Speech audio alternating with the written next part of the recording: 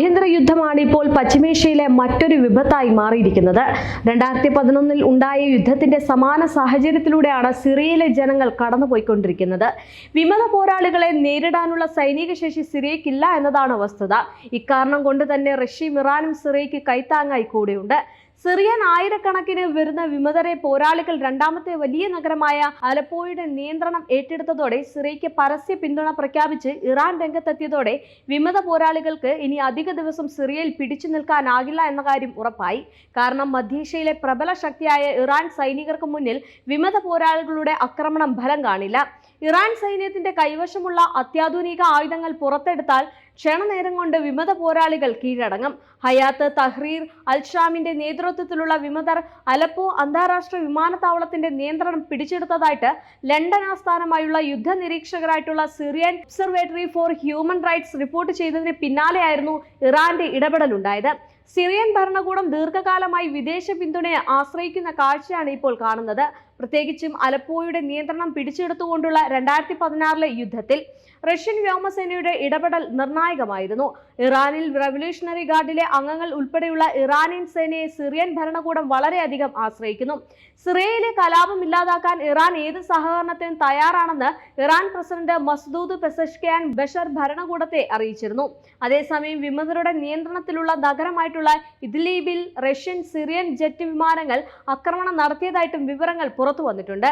ഇത് കലാപകാരികളെ നഗരം വിട്ടുപോകാൻ നിർബന്ധിതരാക്കിയേക്കുമെന്ന സൂചനയുമുണ്ട്.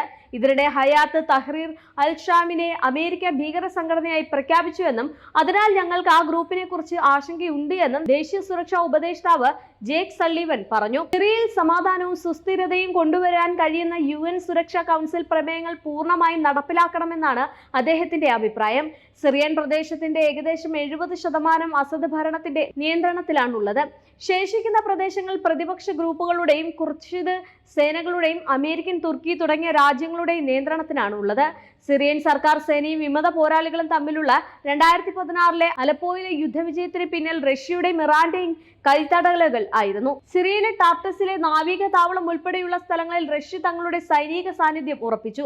അതിർത്തിക്ക് അടുത്തുള്ള കുർദിഷ് പിന്തുണയുള്ള വിമത ഗ്രൂപ്പുകളെ ലക്ഷ്യം വെച്ചായിരുന്നു റഷ്യയുടെ ഈ നടപടി.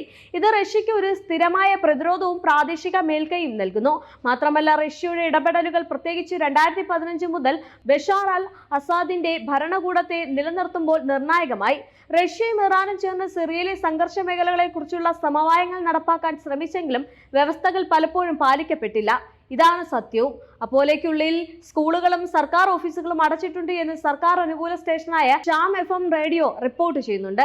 അതേസമയം സംഘർഷം രൂക്ഷമായതോടെ അലപ്പോയിലെ 2 പ്രധാന പൊതു ആശുപത്രികളിൽ രോഗികളെ കൊണ്ട് നിറഞ്ഞിരിക്കുകയാണെന്നാണ് റിപ്പോർട്ട്. സാധാരണക്കാരായ ജനങ്ങൾ പലയിടത്തും ആവശ്യ സാധനങ്ങൾ ലഭിക്കുന്നതിൽ അനുഭവപ്പെടുന്ന വെല്ലുവിളികൾ അവരെ മാനസികവും ഭൗതികമായ തകർച്ചയിലേക്കാണ് തള്ളിവിട്ടിരിക്കുന്നത്. അതേസമയം സംഘർഷം രൂക്ഷമായ സിറിയയിൽ അടിസ്ഥാന സൗകര്യങ്ങൾ പുനഃസ്ഥാപിക്കുന്നതിൽ UN അടിയന്തരമായിട്ടുള്ള ഇടപെടൽ നടത്തണമെന്നാണ് ലോകരാജ്യങ്ങൾ ആവശ്യപ്പെടുന്നതെന്നും ഉന്നയിച്ചിരിക്കുന്നത്.